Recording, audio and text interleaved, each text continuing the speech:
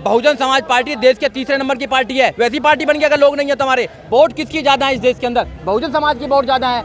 हम दूसरे को हराने के लिए तीसरे को जिता दें, ये कहाँ की समझदारी है? हमारा एक अपना घर है, राष्ट्रीय लेवल की पार्टी है बहुजन समाज पार्टी, देश के तीसरे नंबर की पार्टी है। हम अपनी पार्टी को मजबूत क्यों नहीं करते हैं? नहीं तो ये संविधान बदलने की बात कर रहे हैं, ये संविधान बदलने का बात करेंगे। अगर बहुजन समाज पार्टी सत्ता में होगी, बहुजन समाज पार्टी अगर इतनी भी सीट लेकर आ जाएगी कि हमारे सिवाय किसी की सरकार न बने, तो ये बदलने के छोड़ो, ये हाथ भी नहीं लगा सकते हैं कि बहुजन समाज पार्टी के बाद वोट पता नहीं है, वोट पता नहीं है। अगर वोट नहीं होता तो हम देश में तीसरे नंबर की पार्टी कैसे होते बताइए? ये मेरा आंकड़ा नहीं है, इलेक्शन कमीशन का आंकड़ा है। वोट है जब तो हम तीसरे नंबर की पार्टी हैं। हमको इग्नोर किया जा रहा है, हमें सदियों से इग्नोर किया है। पहली बात नहीं है कि हमारी ताकत को इग्नोर नहीं किया जा रहा। अपने घर को मजबूत कीजिए, दूसरों में घर में जाकर आप कभी भी ताकतवर नहीं बन सकते। दूसरे के घर वाले कब आपको कान पकड़ कर निकाल दें, ये उनका भरोसा नहीं है। हमारी पार्टी बहुजन समाज पार्टी की नेता बहन कुमारी मायावती सब पर भारी हैं, सब पर भारी हैं। उन्होंने निर्णय लिया कि हम अपनी ताकत बनाने का काम करेंगे, हम खुद लड़ेंगे। हम कैसे भीख मांगने चले जाएं क्या किसी से? बहुजन समाज के लोगों को कहना चाहता हूं कि अब 2024 में मौका है, अपना सरकार बनाइए, अपनी पावर बनाइए। ऐसा कौन सा व्यक्ति है जो अपने घर को तोड़कर दूसरों को घर को मजबूत करता है बताइए? बहुजन समाज पार्टी इस देश में संविधान को बचाना चाहती है, और जिस दिन इस देश में संविधान लागू हो गया उस दिन इस देश में सारा कुछ सही हो जाएगा, किसी पर कोई शोषण नहीं होगा। हुई है डॉक्टर सविता रॉय की बर्खास्तगी की मांग है। उनके ऊपर बहुत से संगीन आरोप हैं, SC/ST एक्ट की भी धाराएं उनके खिलाफ हैं। आमतौर पे बसपा जो है ऐसे धरने प्रदर्शन में नज़र नहीं आती। सर, आज आप आए हैं, क्या कारण है और क्या आपका रूपरेखा रहेगी पूरी? नहीं, ऐसा नहीं है कि बसपा धरनों में नहीं आती है।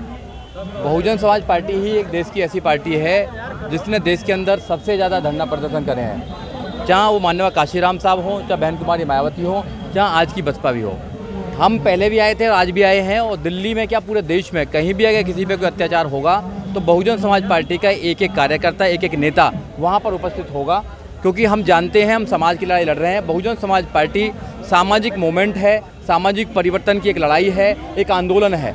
पार्टी तो है ही राजनीतिक पार्टी के साथ साथ। जो माननीय काशीराम साहब ने 14 अप्रैल 1984 को पार्टी बनाने के बाद में एक नारा दिया कि सामाजिक परिवर्तन, आर्थिक मुक्ति की बात करी जाएगी, तो वो हम कर रहे हैं, लगातार काम कर रहे हैं, आवाज़ उठाते हैं, और आवाज़ जब तक उठाते रहेंगे जब तक इस देश से शोषण खत्म नहीं हो जाएगा। क्या लगता है जब मामला अभी कोर्ट में विचाराधीन है तो आंदोलन की क्यों जरूरत पड़ी आपको? देखिए, ये यहाँ के जो पुलिसकर्मी हैं वो अमित शाह के अंडर में आते हैं, जितनी भी पुलिस है। अगर किसी व्यक्ति अगर कोई ट्वीट भी कर देता है तो पुलिस उनको गिरफ्तार करती है, कोर्ट में पेश करती है, उनको जेल भिजवाने का काम करती है। और एक ऐसी महिला डॉक्टर सविता राय जिसने 400 BC करी, जिसने फेक लिस्ट बनाने का काम किया, उस आधार पर प्रोफेसर रितु सिंह को सस्पेंड करने का काम किया। अभी कोर्ट में उनके खिलाफ FIR है, चार्जशीटेड हो गई हैं। वो SC/ST प्रिवेंशन एट्रोसिटीज एक्ट की धारा लगी हुई है। वो धाराएं ऐसी हैं कि उसमें गिरफ्तारी होनी चाहिए। जब तक उनकी गिरफ्तारी नहीं होगी कैसे पता लगेगा कि ये जो लिस्ट प्रिपेयर करी है किसने प्रिपेयर करी है, कौन लोग हैं, किसकी हेड राइटिंग है। मगर जो पुलिस है, दिल्ली जो पुलिस है, उनको चार्जशीटेड करती है विदाउट अरेस्ट, जो सरासर गलत है। हमारे लोग अगर जरा सा कुछ एक मैसेज भी डाल देते हैं सोशल मीडिया के अंदर तो उनको पकड़कर जेल में डाल दिया जाता है, NSA लगा दिया जाता है, उन पर UAP लगा दिया जाता है, और विशेष धाराओं में उनको जेल में डाला जाता है। ये दोहरा जो मापदंड है ये इस देश में नहीं चलना चाहिए। डॉक्टर रितु सिंह एक दलित समाज से बिलोंग करती हैं, एक महिला है, इसलिए उनका शोषण हो रहा है। अगर कोई और समाज की व्यक्ति होती या महिला होती तो उन पर ये शोषण नहीं होता। इनके जो मानसिकता है, जो इस महिला की मानसिकता है डॉक्टर सविता राय की, ये मनुवादी मानसिकता है, ये ब्राह्मणवादी मानसिकता है।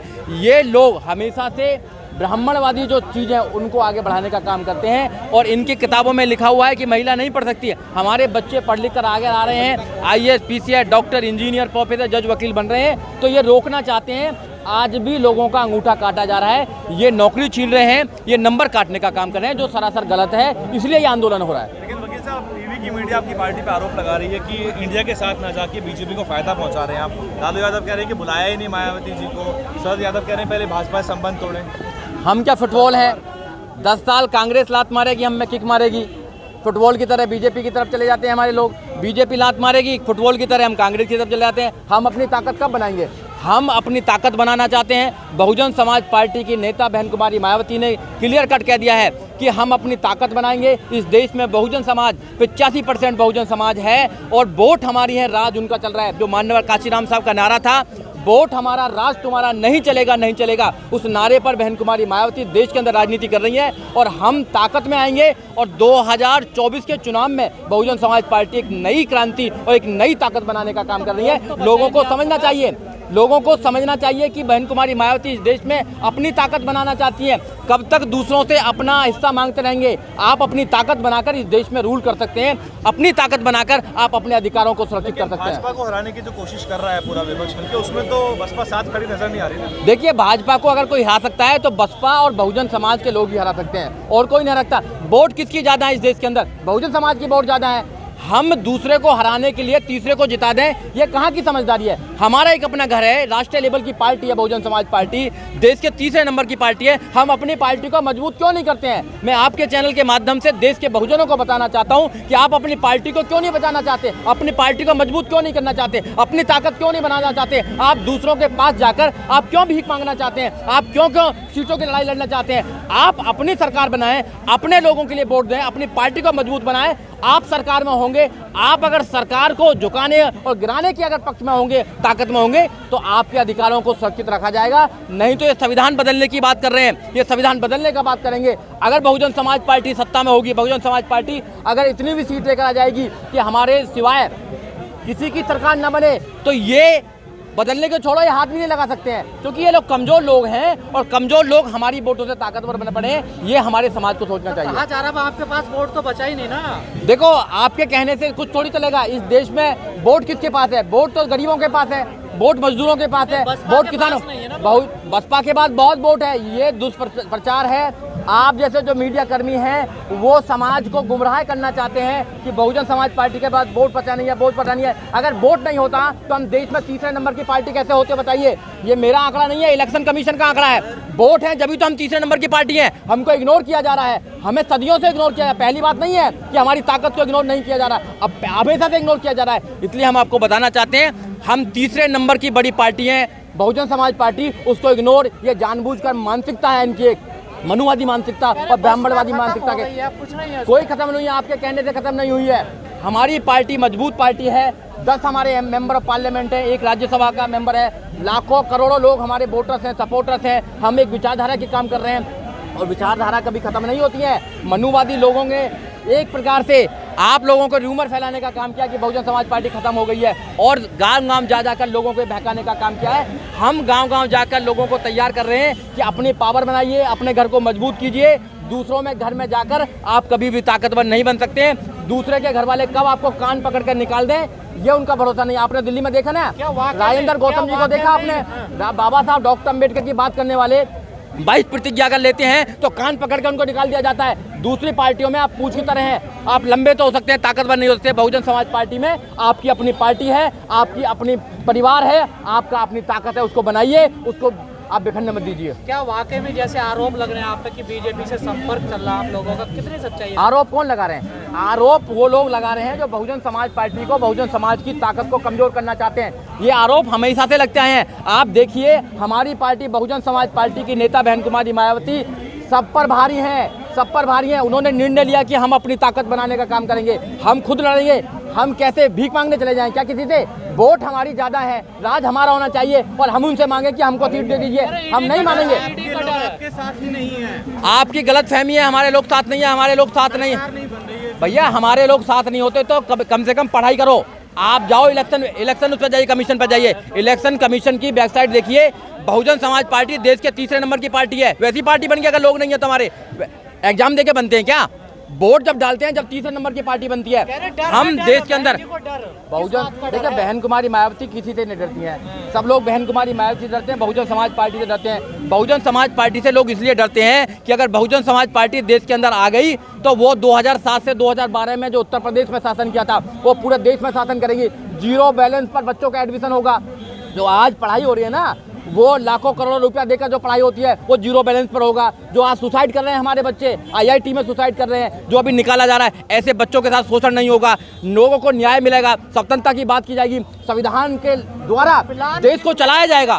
प्लान किंग मेकर बनने का है क्या? देखिए, हम किंग बनने का प्लान है, किंग मेकर का नहीं, हम किंग बनेंगे। आप देखना, मैं आपके चैनल के माध्यम से बहुजन समाज के लोगों को कहना चाहता हूं कि अब 2024 में मौका है, अपना सरकार बनाइए, अपनी पावर बनाइए। ऐसा कौन सा व्यक्ति है जो अपने घर को तोड़कर दूसरों को घर को मजबूत करता है? बताइए, अपने घर को मजबूत कीजिए। माननीय काशीराम साहब ने अपना पूरा जीवन लगा दिया उस घर को बनाने के लिए, तो इसलिए अपने घर को मजबूत कीजिए। अगर घर एक बार मजबूत हो गया तो जो शोषण हो रहा है, आज जो शोषण आप देख रहे हैं, ये किसी बहन बेटी पर, किसी भाई पर कभी शोषण नहीं होगा। ये शोषण इसलिए हो रहा है क्योंकि तुम्हारी कोई राजनीतिक पावर नहीं बनाई आप लोगों ने। आप बहकावे में आ जाते हैं, आप दुष्प्रचार में आ जाते हैं और आप दूसरे लोगों की बात करने करते हैं कि बहुजन समाज पार्टी तो कमजोर है, कमजोर है। हम कमजोर नहीं है, हम इतनी सीट जीते हैं कि हम सरकार बनाएंगे, हम सरकार बनाएंगे। और अगर सरकार भी नहीं मिली तो हमारे बिना सरकार नहीं बनेगी किसी की भी। हम इतनी पावर में आना चाहते हैं और जिस दिन हम इतनी पावर में आ गए, ये सरकार हमारे अकॉर्डिंग चलेगी। इस देश में किसी व्यक्ति की कोई भी मजाल नहीं की जो संविधान बदलने की बात करते हैं। चुनाव लड़कर किसको फायदा होगा? बसपा को? वो बहुजन समाज पार्टी को फायदा होगा। वो अकेले लड़ सकते हैं, वो भी तो लड़ते हैं अकेले।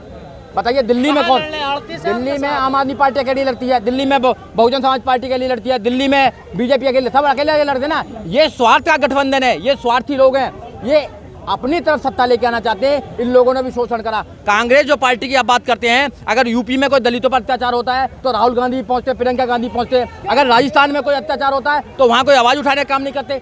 तो ये दोहरा चरित्र दो है, ये लोगों को समझना चाहिए। राजनीति में ये जो लोग हैं, ये मुंह देखकर बात करने का काम करते हैं, इनकी करनी और कथनी में अंतर है। मगर बहुजन समाज पार्टी जो कहती है वो करने का काम करती है। बहुजन समाज पार्टी इस देश में संविधान को बचाना चाहती है और जिस दिन इस देश में संविधान लागू हो गया उस दिन इस देश में सारा कुछ सही हो जाएगा, किसी पर कोई शोषण नहीं होगा।